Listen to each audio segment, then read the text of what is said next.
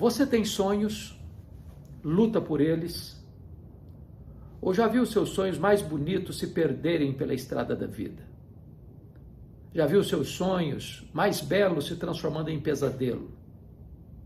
Quem sabe você até mesmo já sepultou os seus sonhos e colocou na lápide de seus sonhos uma frase lapidar que resumiu sua vida. Aqui jaz os meus sonhos. Hoje eu quero encorajar você a trazer esses sonhos e colocá-los na presença de Deus. Hoje eu quero encorajar você a nunca desistir de seus sonhos. Porque Deus pode fazer o impossível. Deus pode reverter situações humanamente irremediáveis.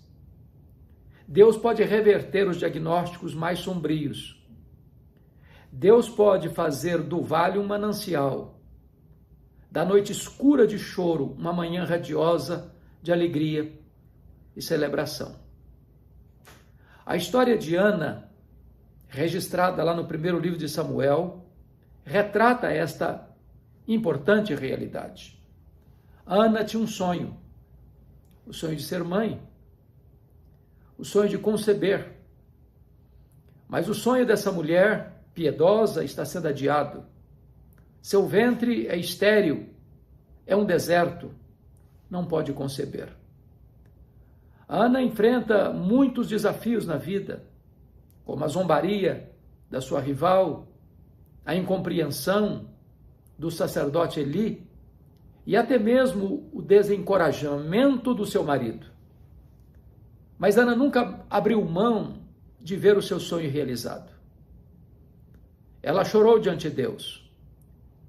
Ela orou fervorosamente na presença de Deus. Ela derramou sua alma na presença de Deus num choro amargo, pleiteando a sua causa. A despeito de tantas adversidades à sua volta, e a despeito das circunstâncias tão difíceis que ela mesma enfrentava, ela jamais recuou, jamais desistiu. O resultado é que Deus fez um milagre na sua vida. Deus ouviu o seu clamor. Deus atendeu a sua oração. Ela foi curada. E ela, diz a Bíblia, que creu na promessa de Deus e o seu rosto voltou a brilhar. A fé suplantou as dificuldades. E ela desceu com seu marido para Ramá, coabitou com seu marido, Deus se lembrou dela, ela concebeu e deu à luz a Samuel, o maior profeta, o maior sacerdote, o maior juiz da história de Israel, o homem que trouxe de volta a nação apóstata para a presença de Deus. Você pode ser como Ana. Você pode experimentar hoje ainda os grandes milagres de Deus, de uma cura, de uma situação irremediável na sua família, de um quadro sombrio e avassalador que atormenta a sua alma, de incompreensões à sua volta. Deus pode fazer maravilhas na sua vida ainda hoje. Não desista. Me permita contar-lhe minha própria experiência. A minha família morava num lugar muito pobre, no interior do estado do Espírito Santo, nos idos de 1958. A minha mãe estava grávida do seu último filho, em estado adiantado de gravidez. Naquela época, naquele local, não tinha carro, não tinha estradas, não tinha recursos médicos. Quando uma pessoa ficava doente, ela precisava ser transportada numa padiola, um lençol amarrado num varal, e transportado pela trilha 40 quilômetros, onde ficava o posto médico. A minha mãe caiu gravemente enferma. Meu pai sabia que ela não suportaria uma viagem de 40 quilômetros numa padiola. Chamou o médico e ele veio, a examinou e disse: essa mulher não vai sobreviver. Ela está muito doente, ela está muito fraca. E a criança que está no seu ventre está em agonia de morte. A única chance dessa mulher sobreviver é sacrificar a criança. Porque se não tirar a criança, a mãe morre junto com a criança. A minha mãe, entretanto, pensou diferente e tomou uma outra decisão. Ela disse: eu não abro mão desse filho, eu não desisto desse filho. Eu estou pronta a morrer com ele, a morrer por ele, mas eu não desisto dele.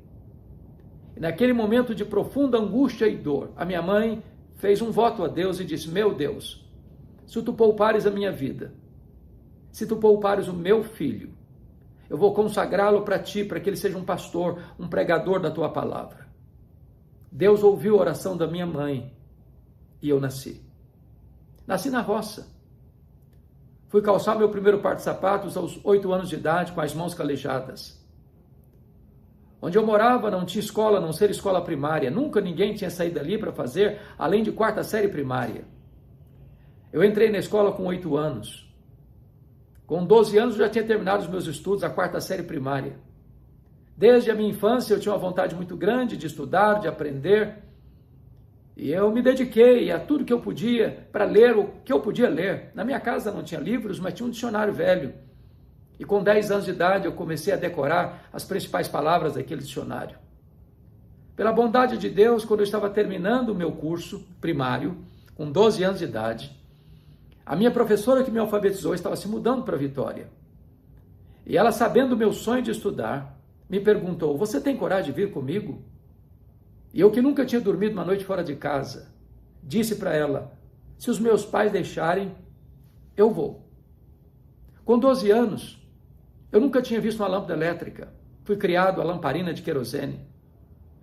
Com 12 anos, eu nunca tinha visto um aparelho de televisão. Com 12 anos, eu nunca tinha entrado numa grande cidade. Com 12 anos, eu subi na carroceria de um caminhão e fui morar num dos mais perigosos bairros da Grande Vitória. Foram muitas lutas. E recentemente, num dos últimos livros que escrevi, dediquei à minha professora tão querida, que teve a visão de investir na minha vida. Ela, com tantos filhos, com tantas dificuldades peculiares, ela ainda abriu as portas da sua casa para me acolher. E eu registro aqui a minha profunda gratidão a ela. Passei lutas, muitas lutas. Muitas vezes até mesmo algumas privações. Dificuldades enormes. Porém, eu tinha um sonho no coração. Eu queria estudar. Pasmem vocês, o meu sonho de criança era ser político, era ser advogado. E eu, então, me preparei para isso. E eu, quando fiz 18 anos, no dia que eu fiz 18 anos, eu tirei meu título, me filiei num partido. E eu estava cheio de sonhos.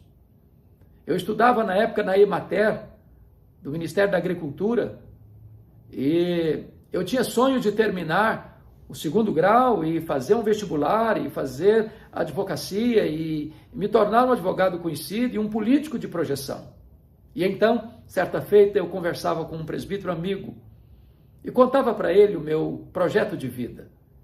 E disse para ele que quando eu terminasse a minha carreira como advogado e político, no final da minha jornada, eu entraria num seminário para me preparar no final da vida para dedicar o resto dos meus dias à pregação do Evangelho. Este homem, com a autoridade de Deus, pôs o dedo literalmente no meu nariz e disse: você quer dar as sobras para Deus? Você quer dar o resto para Deus? Deus quer você agora, na sua juventude, com o seu vigor, com a sua inteligência. E aquela palavra entrou no meu coração como uma flecha. E a partir daquele momento eu fiquei plenamente convencido de que naquele momento Deus me chamava para o ministério. Eu desisti dos meus sonhos e abracei o projeto de Deus. A primeira pessoa para quem eu liguei foi para minha mãe. Eu disse: mamãe, Deus mudou os meus planos. Deus mudou o meu sonho. Eu não vou ser mais advogado, eu não quero mais ser político, eu vou ser pastor. Eu quero ir para o seminário. E a minha mãe, sábia que era, com esse projeto de Deus que ela tinha na minha vida, ela nunca me contou esse plano, porque ela não queria que eu fosse sugestionado para o seminário. Ela queria que Deus fizesse essa obra no meu coração. E quando eu liguei para ela, disse: mamãe, Deus está me chamando para o ministério. Ela me disse: meu filho, por esta causa, eu já orava antes mesmo de você nascer. Em 1978, eu entrei no Seminário Presbiteriano de Campinas, em São Paulo. Eu terminei o meu curso em 1981. Eu sou pastor há 42 anos. E a maior alegria do meu coração é fazer a obra de Deus, é pregar a palavra de Deus. Eu entendo que não há maior privilégio no mundo do que ser pastor e pregador do Evangelho. Mas, antes da minha mãe partir para o Senhor, era uma mulher analfabeta. Ela nunca teve o privilégio de sentar num banco de escola. Ela amava Deus, amava a palavra de Deus, mas não sabia ler. E um dia, chorando, saiu para o quintal e tropeçou numa cartilha suja, velha, rasgada, e disse: meu Deus, o Senhor já fez um milagre na minha vida, o Senhor podia fazer outro. Me ensine a ler. Eu amo a tua palavra, mas nem sempre tem alguém para ler a tua palavra para mim. E ela aprendeu a ler naquela cartilha sozinha e lia fluentemente a sua Bíblia. Mas ela me chamou à sua casa para me dizer algo que marcou minha história, marcou minha vida. Ela me disse: meu filho, durante todos esses anos, eu nunca deixei de me levantar da minha cama de madrugada, dobrar os meus joelhos e pedir que Deus capacitasse você, que Deus levantasse você, que Deus usasse poderosamente a sua vida para pregar a palavra. E eu chorei muito com ela naquele dia. Foi o dia da minha despedida. Eu não mais a vi não ser no leito de enfermidade, já nas vésperas de partir para o Senhor. E eu chorei muito e disse: mamãe, a senhora me ensina as lições mais importantes da minha vida. A senhora me ensina que um filho nunca é pobre se tem uma mãe que ora por ele. A senhora me ensina que o mais importante não são os meus sonhos e são os meus projetos, mas o plano de Deus na minha vida. E hoje eu quero encorajar a você, se você tem sonhos, e deve tê-los, mas se esses sonhos não são o plano de Deus para a sua vida, desista dos seus sonhos, porque os planos de Deus são maiores e melhores do que os nossos melhores sonhos. Eu quero encorajar você a confiar em Deus. Mormente nesse momento em que o Brasil discute para lá, para cá, esta questão da interrupção da gravidez, por uma gravidez problemática ou às vezes traumática. E talvez nós hoje pudéssemos refletir a importância da vida. Eu sou muito grato a Deus pela minha mãe, que foi aconselhada a me sacrificar. Se ela o fizesse, ela estava debaixo de orientação médica. A vida dela corria risco, e risco fatal. Mas ela resolveu investir a vida dela na minha. Porque se ela não tivesse tomado aquela decisão, eu não estaria aqui para conversar com você. Eu quero encorajar você, mãe, não desista de seus filhos, nem no ventre, nem depois que eles nascerem. Seus filhos são preciosos para Deus, são herança de Deus. Quem sabe o filho que está no seu ventre vai ser uma grande bênção nas mãos de Deus, vai ser um instrumento que Deus vai levantar na nossa geração para ser alguém que vai ser usado poderosamente nas mãos de Deus. Portanto, não desista jamais de ver o milagre de Deus na sua vida. Mas o que fazer quando esses sonhos parecem que não se cumprem? Você passa por vales, passa por momentos amargos e difíceis e os sonhos não se cumprem. O que fazer? A primeira coisa que você precisa fazer é continuar crendo. Não desista. Ore um pouco mais. Chore um pouco mais. Jejue um pouco mais. Insista um pouco mais. Não jogue a toalha. Não retroceda. Não estarilhe as armas. Creia e você verá a glória de Deus. Quantas pessoas que desistem cedo demais. Quantas pessoas que jogam a toalha cedo demais. Quantas pessoas que estão no portal da terra prometida e morrem no deserto. Porque desistem. Eu quero encorajar você, não desista não. Prossiga. Creia. Deus é fiel. Deus pode fazer coisas magníficas, extraordinárias na sua vida. A segunda coisa que eu quero encorajar você precisa se apropriar das promessas de Deus. Quando o profeta Eli disse para Ana: vai em paz para a tua casa e o Deus de Israel te conceda a petição que lhe fizeste, essa palavra é boa, essa palavra é de Deus. Essa palavra Ana hospedou no seu coração e essa palavra trouxe cura para ela. Ana experimentou duas curas distintas. A primeira delas, a cura emocional. Quando ela creu na promessa de Deus, ela parou de chorar. O brilho voltou ao seu rosto. A glória de Deus, a Shekinah de Deus inundou a sua face. O sorriso brotou nos seus lábios. A fé iluminou em seu coração. É preciso apropriarmos-nos das promessas da palavra de Deus, porque Deus é o avalista da sua palavra. Promessa de Deus e a realidade são a mesma coisa, porque Deus vela pela sua palavra em a cumprir. Então, leia a Bíblia, medite nas promessas de Deus.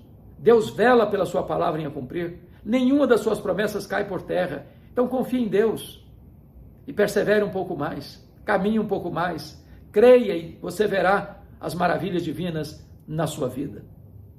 Mas a terceira coisa que Ana nos ensina é que diante dos sonhos que ainda não se cumpriram e não se realizaram, você precisa continuar caminhando, voltando às trincheiras da luta.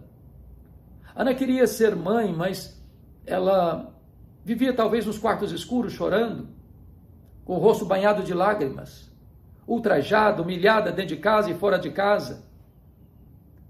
Mas houve um momento em que ela creu, e ela se apropriou da promessa. E ela saiu dos quartos escuros, e ela voltou para sua casa, e ela coabitou com seu marido, e ela concebeu, e ela deu à luz a um filho, e ela consagrou esse filho para Deus mesmo antes dele ser concebido, e ela cumpriu o seu voto e devolveu o seu filho para o Senhor. E este menino, profeta Samuel, foi o grande instrumento de Deus na sua nação, como intercessor, como profeta, como sacerdote, como juiz. Eu quero dizer para você que é hora de sair dos quartos escuros, é hora de sair do desânimo, é hora de sair da murmuração, é hora de você crer que Deus faz e que Deus pode, que Deus quer. E então você verá as maravilhas divinas. Você deve começar o seu dia animado, é isso mesmo. A Bíblia diz, este é o dia que o Senhor fez, alegremo-nos e regozijemo-nos nele. Levante a sua cabeça.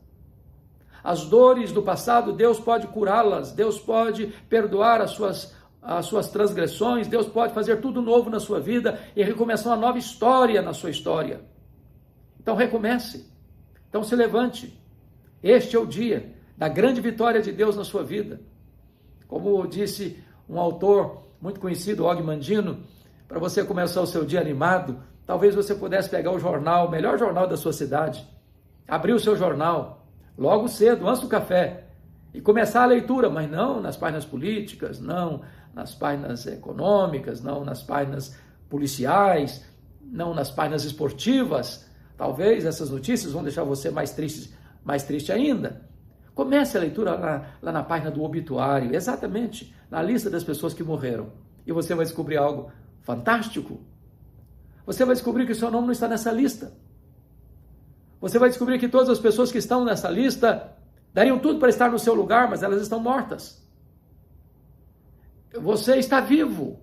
E se você está vivo, um milagre de Deus pode acontecer na sua vida hoje. Então, não desista de seus sonhos. Não desista de ver um milagre de Deus na sua história, na sua vida, na sua família. Talvez hoje você esteja cruzando os vales mais escuros. Talvez hoje você esteja pisando em estradas juncadas de espinhos. Talvez hoje você esteja navegando por mares revoltos. Talvez hoje você esteja acuado por crises medonhas de saúde, ou financeira, ou familiar. Talvez hoje o cenário é contrário às expectativas de sonhos realizados. Mas entenda uma coisa, Deus está acima dos seus problemas. Ele é maior do que os seus problemas. Ele pode sanar os seus problemas. Ele pode vir ao seu encontro nas tempestades da vida, caminhando sobre o mar, mostrando que as ondas revoltas estão debaixo dos seus pés. Então creia, não desanime, não retroceda, não jogue a toalha, não desista. Não desista da vida. Não desista dos projetos de Deus na sua história. E eu estou certo de que você verá as maravilhas divinas. Você verá que o vale mais escuro vai se tornar num manancial. Que as noites mais doídas de choro de manhã vai voltar a alegria. Você vai ver que nas tempestades mais borrascosas o sol vai voltar a brilhar. Você vai perceber que nas horas de desânimo, talvez de entrega dos pontos, Deus vai injetar ânimo e força em seu coração. E você vai se levantar na força do Todo-Poderoso para sair vencendo, para ser um vencedor, para conquistar as mais consagradoras vitórias na sua vida. Eu estimo que Deus abençoe você. Eu estimo que Deus fortaleça você. Eu estimo que Deus levante você. Eu estimo que Deus faça um milagre extraordinário na sua vida, porque é tempo de lutar, é tempo de vencer. É tempo de nutrir não sonhos e devaneios humanos, mas nutrir no coração a expectativa do grande projeto de Deus na sua vida, porque os planos de Deus são mais altos, porque os caminhos de Deus são mais elevados e os planos de Deus não podem ser frustrados. Então Deus abençoe você, Deus abençoe seu coração, Deus abençoe sua família. Meu abraço, que Deus conduza você em triunfo.